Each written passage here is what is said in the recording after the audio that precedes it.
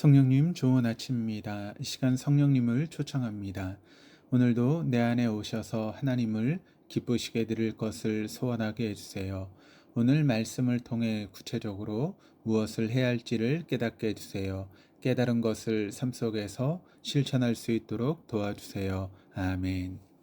오늘 함께 나누실 하나님 말씀은 레위기 12장 1절에서 8절까지 말씀입니다. 제 12장.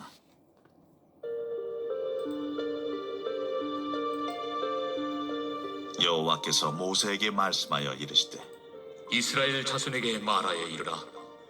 여인이 임신하여 남자를 낳으면 그는 이랫동안 부정하리니 곧 월경할 때와 같이 부정할 것이며 여덟째 날에는 그 아이의 포피를 벨 것이요 그 여인은 아직도 33일을 지내야 사년이 깨끗하리니 정결하게 되는 기한이 차기 전에는 성물을 만지지도 말며 성소에 들어가지도 말 것이며 여자를 낳으면 그는 두 이래 동안 부정하리니 월경할 때와 같을 것이며 사년이 깨끗하게 되면 66일을 지내야 하리라. 아들이나 딸이나 정결하게 되는 기한이 차면 그 여인은 번제를 위하여 1년 된 어린 양을 가져가고 속죄제를 위하여 집비둘기 새끼나 산비둘기를 회막문 제사장에게로 가져갈 것이요 제사장은 그것을 여호와 앞에 드려서 그 여인을 위하여 속죄할지니 그리하면 사년이 깨끗하리라. 이는 아들이나 딸을 생산한 여인에게 대한 규례니라. 그 여인이 어린 양을 바치기에 힘이 미치지 못하면 산비둘기 2마리나 집비둘기 새끼 2마리를 가져다가 하나는 번제물로 하나는 속죄제물로 삼을 것이요 제사장은 그를 위하여 속죄할지니 그가 정결하리라. 새 생명이 태어난다라고 하는 것은 동서고금을 막론하고 경사스러운 일이며 산모를 비롯하여 모두가 기뻐하고 반가워할 수 있는 일입니다. 시편 127편 3절을 보아도 자식은 여호와의 기업이요 하나님께서 주신 선물이라 라고 기록하고 있습니다. 우리의 상식으로는 출산에 대해 언급하고 있는 성경의 모든 내용들이 긍정적이고 성스러워야 될 것만 같은데 오늘의 본문을 보면 이해하기 어려운 표현들이 있습니다. 출산한 여인을 일정 기간 부정하다라고 하고 자녀의 성별에 따라 부정의 기간의 차이를 두고 있습니다. 언뜻 보면 이해하기 힘든 부분이지만 하나님께서 이러한 규례를 두신 목적이 무엇인지 말씀을 통해 살펴보기를 원합니다. 1절에서 5절까지 말씀입니다. 여호와께서 모세에게 말씀하여 이르시되 이스라엘 자손에게 말하여 이르라. 여인이 임신하여 남자를 낳으면 그는 이래 동안 부정하리니 곧 월경할 때와 같이 부정할 것이며 여덟째 날에는 그 아이의 포피를 벨 것이요 그 여인은 아직도 33일을 지내야 사년이 깨끗하리니 정결하게 되는 기한이 차기 전에는 성물을 만지지도 말며 성소에 들어가지도 말 것이며 여자를 낳으면 그는 2일 동안 부정하리니 월경할 때와 같을 것이며 사년이 깨끗하게 되면 66일을 지내야 하리라. 2절에서 5절을 보면 출산한 여인에 대한 부정하다라고 말하고 있는데 이는 마치 출산 자체를 부정한 것으로 말하고 있는 것 같습니다. 그러나 본문은 출산 자체가 여인을 부정하게 하는 것이 아님을 밝히고 있습니다.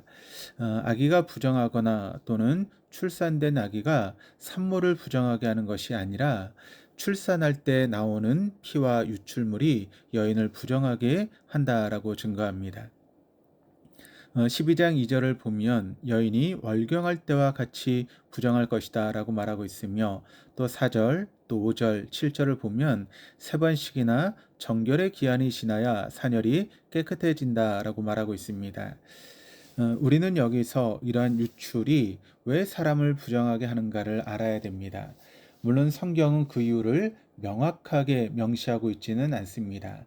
레위기 17장 11절을 보면 육체의 생명은 피에 있다라고 증거합니다. 그렇기에 피를 유출했다라고 하는 것은 생명이 감소했다라고 하는 것이므로 죽음을 상징하기에 부정을 의미하는 것을 지니고 있는 것으로 보여집니다. 그러므로 출산 자체는 분명 하나님이 주신 복이요 또 선물인 것은 맞으나 피해 유출로 인해서 부정케 됨을 알 수 있습니다. 그런데 또 한 가지 의문이 드는 것은 남아를 낳았을 때와 여아를 낳았을 때의 부정의 기간이 다르다라고 하는 것입니다. 여인이 남아를 낳았을 때는 7일간 부정하며 그 이후에도 산열이 깨끗하게 되기까지 33일을 집에 머물러 있어야 하기에 총 40일간 격리 기간을 거쳐야 합니다. 그리고 여아를 낳았을 때는 14일간은 부정하며 그 이후에도 산열이 깨끗하게 되기까지 66일을 집에 머물러 있어야 하기에 총 80일간 격리 시간을 가져야 합니다. 여인은 이 기간 동안 외출을 삼가해 했으며 성물을 만지거나 성소에 들어갈 수 없었습니다. 성경은 성별에 따른 부정한 기한을 달리하는 이유를 명확하게 밝히지는 않으나 그 시대적인 상황을 우리가 토대로 유추해 볼 수는 있습니다. 고대 이스라엘 당시 아들을 선호하는, 옛날 우리도 마찬가지였지만 아들을 선호하는 가부장적인 사회 속에서 딸을 낳은 산모와 아기가 자칫 홀대를 받을 수 있기에 격리 기간을 더 오래 두었다라고 하는 것입니다. 그럴듯한 설명일 수 있으나 사실 성경이 직접 말씀하고 있지 않기에 그냥 참고만 하면 좋을 것 같습니다. 우리가 확실히 알아야 될 것은 여아를 낳았을 때 부정한 기간이 더 오래 지속된다라고 해서 하나님께서 여자를 차별하시거나 더 열등한 존재로 여기시는 것이 아니라라고 하는 것입니다. 아들이든 딸이든 정결하게 되는 기한이 찼을 때 드려지는 예물의 규정이 동일했던 것으로 보아 기한의 차이는 결코 성차별로 이해해서는 안 됨을 알 수 있습니다. 그리고 출산한 여인에 대한 규례를 긍정적인 관점으로 바라볼 필요가 있습니다. 그러니까 출산을 경험한 산모의 상황을 우리가 한번 머릿속으로 떠올려 보시면 산모를 위한 율법인 것을 알 수 있습니다. 산모는 공식적으로 주어진 이 기간 동안 사람들과 접촉하지 않게 되고 또 정해진 기한 동안 해산으로 인한 후유증을 치료받는 기간을 자연스럽게 확보할 수 있게 되는 것입니다. 특히 여자아이를 출산할 때 남자아이보다 일주일 더 부정한 기간이 길다라고 하는 것은 산모가 일주일 더 안정을 취할 수 있게 됨을 의미합니다. 산모는 약 2시간마다 수의와 수면과 기상을 반복해야 되는데 만일 산모에게 공식적인 쉼이 허락되지 않는다면 산모와 아이의 건강 모두 보장받을 수 없었을 것입니다. 이렇듯 하나님께서 주시는 모든 율법은 선한 의도와 목적을 갖고 있다라고 하는 것을 알게 됩니다. 그렇기에 출산한 여인을 위한 규례도 산모가 부정하다라고 하는 것을 선포하기 위함이 아닌 더욱더 정결해지고 거룩해지는 길을 제시하기 위함이며 궁극적으로 산모와 아이의 생명을 보존하기 위함입니다. 하나님께서는 이제 6절, 8절을 통해 산모가 정결케 되는 의식에 대해서 말씀하십니다. 아들이나 딸이나 정결하게 되는 기한이 차면 그 여인은 번제를 위하여 1년 된 어린 양을 가져가고 속죄제를 위하여 집비둘기나 새끼나 산비둘기를 회막문 제사장에게로 가져갈 것이요 제사장은 그것을 여호와 앞에 드려서 그 여인을 위하여 속죄할지니 그리하면 산열이 깨끗하리라. 이는 아들이나 딸을 생산한 여인에게 대한 규례니라. 그 여인이 어린 양을 바치기에 심히 믿지 못하면 산비둘기 2마리나 집비둘기 새끼 2마리를 가져다가 하나는 번제물로 하나는 속죄 제물로 삼을 것이요 제사장은 그를 위하여 속죄할지니 그가 정결하리라. 하나님께서는 아이를 낳은 여인이 산열이 깨끗하게 되는 기간이 되면 번제와 속죄제를 드릴 것을 명하셨습니다. 여기서 번제는 출산에 대한 감사와 헌신의 마음을 표하기 위해서 드리는 제사로 산모의 가정 형편이나 경제적인 여건에 따라서 어린 양이나 비둘기 중 하나를 택하여 여호와께 바쳐야만 했습니다. 이를 통해 우리는 하나님의 마음을 알 수 있습니다.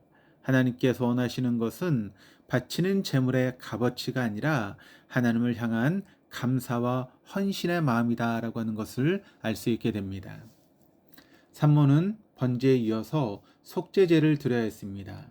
출산의 과정을 통해 유출을 겪었기에 부정의 모든 문제를 제거했기 때문입니다. 이 속죄제는 가난한 자나 또한 부한 자나 차별 없이 모두 같은 예물, 곧 산비둘기나 집비둘기 새끼를 드려야만 했습니다. 번제를 위한 감사의 예물은 경제적인 여건의 문제이므로 빈부간의 차이가 있을 수 있지만 속죄의 예물은 인간이 죄인이라고 하는 점에서 모두 동일하기에 죄 사함을 위해서 드리는 예물에는 차별이 있을 수 없었습니다. 7절을 보면 제사장이 해산한 여인이 드린 정결 예물을 가지고 여호와께 제물을 바치는 장면이 나오고 있습니다. 구약 시대에는 일반인이 성소에 들어가거나 직접 제물을 바칠 수가 없었기에 오직 제사장을 통해서만 제사를 드릴 수 있었습니다. 이것은 오늘날의 성도들이 오직 중보자이신 예수 그리스도를 통해서만 하나님께 나아갈 수 있음을 예표적으로 보여주고 있는 것입니다. 8절을 보면 산모의 형편이 어려워 어린 양을 바칠 능력이 되지 못하면 속죄 제물은 바꿀 수 없지만 번제물은 어린 양 대신에 산비둘기나 집비둘기로 대체할 수 있었음을 보여줍니다. 하나님께서는 결코 외적인 화려함이나 부유함에 따라 사람을 판단치 않으시고 그 사람의 형편과 중심을 보고 판단하시는 분이십니다. 하나님께서 이렇게 출산에 대한 규례를 통해 부정을 입은 인간이 정결케 되는 방법을 제시하셨고 그 과정 가운데 산모를 보호하시고 가난한 자를 배려하신 마음을 담아 두셨습니다.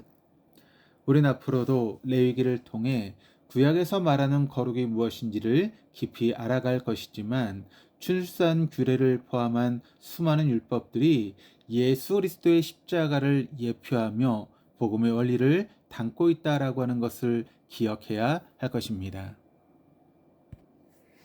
하나님께서 구약을 통해 말씀하신 율법과 규례를 통해 그 어떠한 방식으로든 부정할 수밖에 없는 인간의 한계를 깨닫고 거룩은 우리의 노력으로 얻는 것이 아님을 기억해야 됩니다. 거룩은 오직 우리를 위해 죽으신 예수 그리스도 안에 있음을 기억하며 눈을 들어 주님을 바라보고 또 그 피만을 의지하는 오늘이 될 수 있기를 주님의 이름으로 축복합니다. 기도하시겠습니다. 하나님 아버지, 오늘 함께 나눈 출산 규례를 통해 하나님께서 우리에게 주신 율법의 의미를 살펴보게 하시니 감사드립니다. 또한 생명의 권한이 인간에게 있지 않고 오직 여호와 하나님께 있음을 알게 하시니 감사드립니다.